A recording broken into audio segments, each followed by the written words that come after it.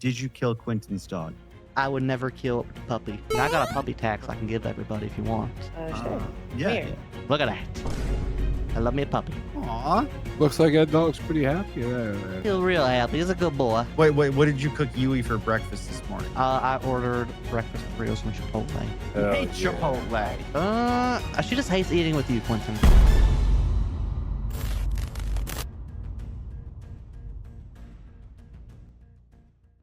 I'm ready for this, man. I'm ready. Yo, what's up, Frodo? Hey, but I need a pep talk. Why, what's wrong? I have my chief interview in 5 minutes. I Hello? interviewed for Chief last night, Frodo, and I don't think anybody's going to beat my interview. Okay, well, you'll pick me as your assistant chief, right? I would pick you, okay? I'd pick you. Thank you. I mean, I appreciate that. Quentin Quantum's going to be there, and I hate him. You know what you should do? What? Walk in, tase Quentin Quantum, put him in cuffs, and say, "This is what will happen to all the criminals when I become chief of police." I should shoot him instead. Hey, you said it, not me, Frodo. I should shoot him. Hello.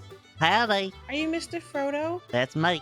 Okay, come with me. Are you excited? So nervous. They're gonna ask you some pretty hard-hitting questions. Make sure you're actually thinking, I guess. My answer's going to be harder, I'll tell you that right now. Remember, take a deep breath. There's only 40 people in there. Uh-oh. But Quentin's not in there, is he? Oh, he is. Oh, God. Just letting you know, Peach did say that you and you might have gotten a tier 2 apartment together, just saying. So he's not happy right now. That's none of his business. Can you see everyone? I see 8 people. Perfect. Well, I see 7. I see 8 people. Hey, Frodo, do you see this? No, I'm not looking that way. His middle finger. Which finger is that, huh? The one that should go up your ass. Yui actually told me that you'd be a virgin if it wasn't for that finger. Tell us why Frodo wants to be chief of police. I gotta get myself in the right mind space. Hold on now. Okay. The reason I want to be the chief of police is that Quentin. I think there are some. I'm scratching my nose. Okay.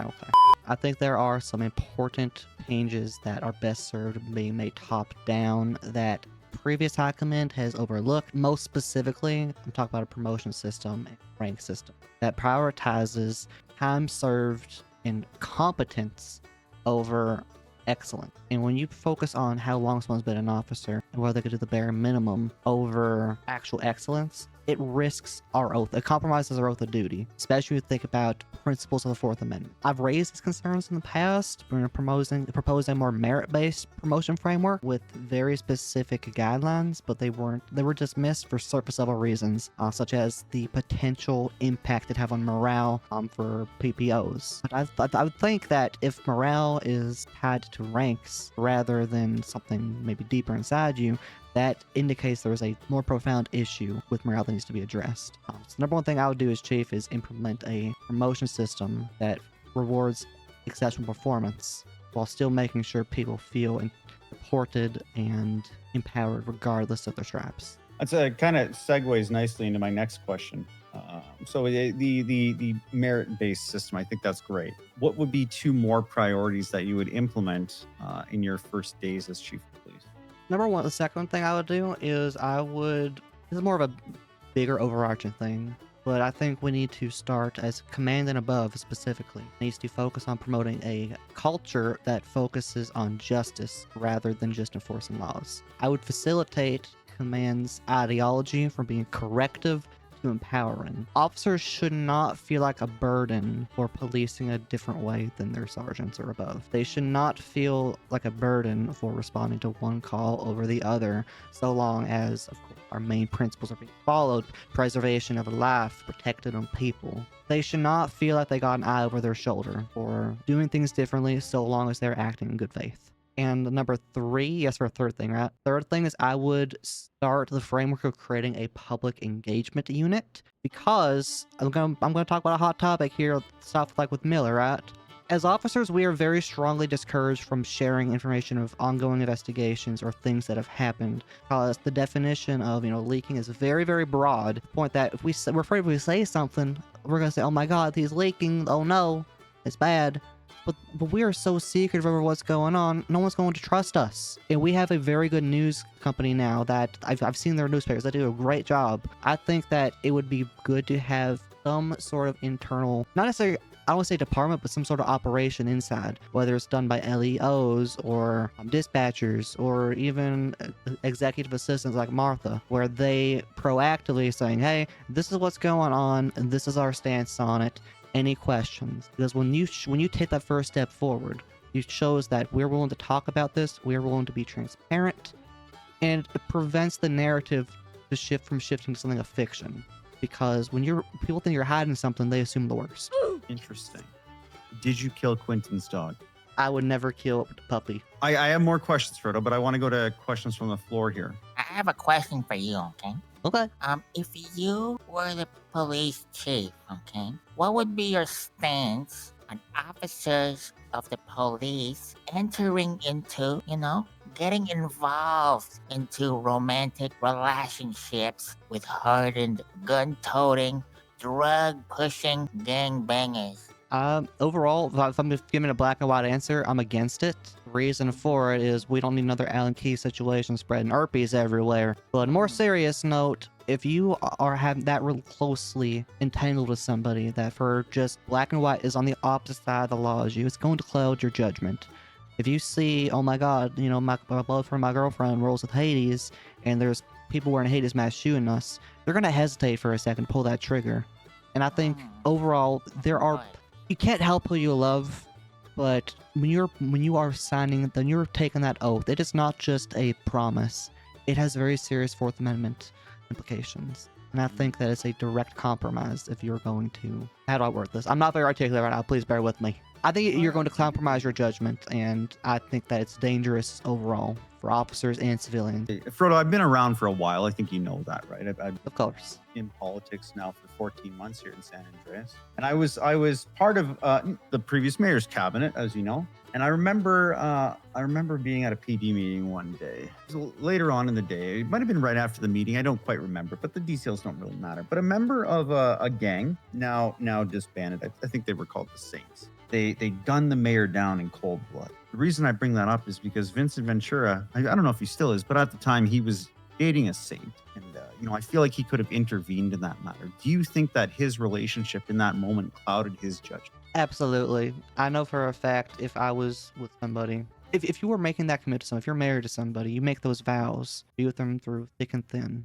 You cannot do direct harm to them. That's breaking those vows. And somebody that's going to break those vows, they're going to break their oath of duty. Anyways, question. It's recently been brought to my attention. Yui Yoshida is a leaseholder of a tier 2 apartment, and that you too may be a holder of one of those apartments. Is that true? And Quentin Quantum. Those are two different, very, very different questions. Yes to the latter, no to the former. I would never reside in Blaine County. No. The tier 2 apartments are across from the Vanilla Unicorn. Oh, maybe she hasn't given my key yet. But as of right now, no. Have you ever been to Yui's apartment? I've been to her office. I've not been to her apartment. What are your views of having booty on duty?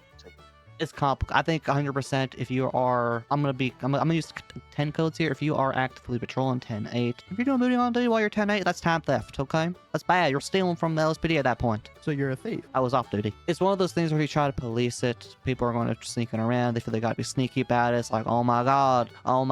Then they're going to start making mistakes. One thing leads to another. And then you know what? The interceptors, the back are going to be scrubbed every day. I don't think we should condone it, but I don't think we should witch hunt it. But the moment it's causing issues, I tell you what, HR Peach going to hear about it. She's going to set the record. Go ahead, Quentin. Please ask a question. No, it has to go through my lawyer. Oh. The question he has proposed to you is, why are you still only an officer and not moved up the ranks at all? And I'm a senior officer. And right now I am wearing the chief's uniform because I'm a firm believer in dressing for the job you want, not the job you have. So I'm a newer lawyer in the city, and most of my cases have sadly been rights violations that are truly rights violations, okay? The problem I have is whether it's been a civilian or a criminal in the city, they feel that the police department as a whole lacks taking accountability. And that's why the majority of the time you do see like crazy numbers thrown out there. And because when presented for you guys to take accountability, it usually doesn't happen. If you were chief What would you do to change that, and what would you implement almost? Does that make Okay. sense? It does. So I think it's for starters, rights violations doesn't matter if you are an officer, does not matter if you're a good civilian, doesn't matter if you're a criminal. You are a citizen of San Andreas. You all have the same rights. Therefore, rights violation is regardless of your faction, for lack of better words. As an officer, if you are committing rights violations, you need to break it into different categories. Is it done by negligence, done by lack of training, or is it done by malice? If it is something that is lack of training, that is going to fall on command and something that needs to be institutionally corrected. And at that point, I would think a public statement should be, hey, this happened because of this. This was a mistake on our end. Avoid the specifics just because, you don't want to drag someone's name through the dirt or really give any private information, but say this is a trending issue. These are the steps we were taking to correct this trending issue. If you notice or give any feedback, talk to this specific person that's kind of organized like a task force, right? If it is something by negligence, the LSPD, I would think, would kind of, take that fine or if they lost, of course, take the settlement, pay out of the LSPD's budget. And depending on how gross the negligence is, issue punishment. If it is something that is done by malice, that is something that I don't think we should condone, period. 100% no, no, no. I would make the person who did it pay out of their own pocket. And from there, depending on the specifics, of course, punishment would be issued. But I would think that for negligence, unless it's something that is just, if you did this, you lack so much common sense, you should not have a gun and a badge. Because that's something I've always preached to my cadets too. The first thing whenever I get a new cadet is I sit them down, I say, the city of Los Santos has given you a gun and a badge, the tool to restrict somebody's freedom and take somebody's life. These are not tools to be taken lightly. You need to understand and appreciate what has been entrusted in you and act. If somebody is so stupid that they are going to do something negligently, violate somebody's rights, and take somebody's life, they need to have those tools removed. If it's done for malice, I'm going to be much more inclined to go that route. I respect those answers. Appreciate that. That's a good answer. So, I guess there's some strong personalities or silly gooses that have lost their jobs. But my question is, would you consider yourself a silly goose or a stern person or whatever word that you want to choose? And what personality do you think would best fit someone that is titled chief?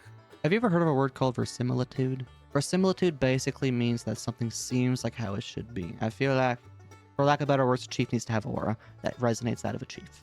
I would adjust my demeanor accordingly. I think that's an important skill in life, especially as a law enforcement officer, to adjust how you present yourself to best match. I think this is a soft skill a lot of officers lack.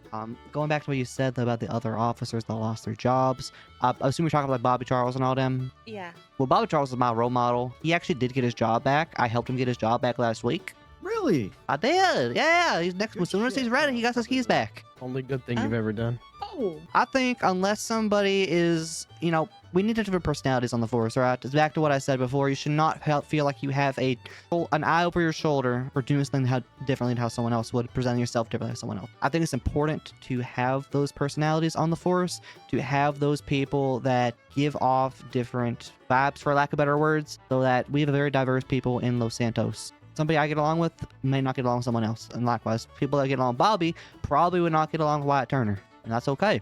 It's also good for morale. I tell you what, even when Bobby's pissing people off, people like to be pissed off by him. Wait, so did you say that you that you think it's okay if an officer prefers one call over the other? Is that what you say? Not really prefer, but what's your opinion on them acting on one call over the other, evidently? So if one call is somebody being stabbed, the other call is a stolen car. If nobody's going to the person being stabbed, I think that's very bad. We, at that point, are not preserving life. We need to, of course, preserve life. We also need to promote justice. And just because one car is more expensive than the other, doesn't mean we need to go for the more expensive car. We're promoting justice. A stolen car is a stolen car. That is a good answer. Yeah, get one. Frodo, organizational issues come in many shapes and sizes. Some could be morale-based, some could be culture-based. Some can just be, low standards, right? A lot of procedural errors because standards have dropped so far, and the culture has developed where low standards are accepted. I'm rattling these off metaphorically in many ways, but what in your mind do you feel the biggest issue with the LSPD of today is, and how do you go about correcting? I have a very good answer for this. And the fact is, the standard for officer is way too low and is not respective of the Fourth Amendment. At the end of the day, that oath we take to become an officer. It's not just words. it has very significant constitutional implications, right? When you read the Fourth Amendment, it's about protecting people from unreasonable seizures and legal searches and all that, but the burden of proof shifts with that oath we take. Let's just give an example, right? Let's say I pull someone over I say they ran a stoplight.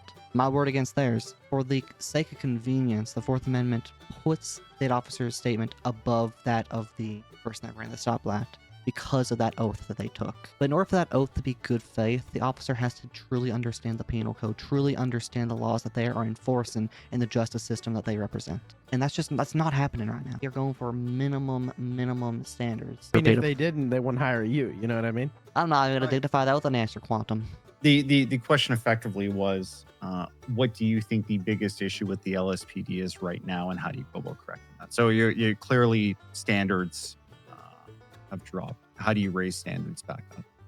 I would increase the standards for a full officer to demonstrate not just understanding how to process somebody, how not to be a detriment in the force, but they'd have to prove that they can promote justice. I would expect a full officer to truly understand the criminal code. They should be able to apply it in real time, and they should be able to show general expertise in that matter. I would expect a better understanding of the Fourth, Fifth, and Sixth Amendments. Those are the ones that apply to policing the most. And from there, I would, even going top up as well, I would expect a sergeant, because sergeants have a specific role in approving subpoenas and all that. I would expect a sergeant, or a sergeant above, to have legal knowledge that rivals that of a bar-certified attorney when it comes to criminal code. We all know, you probably more than most, right?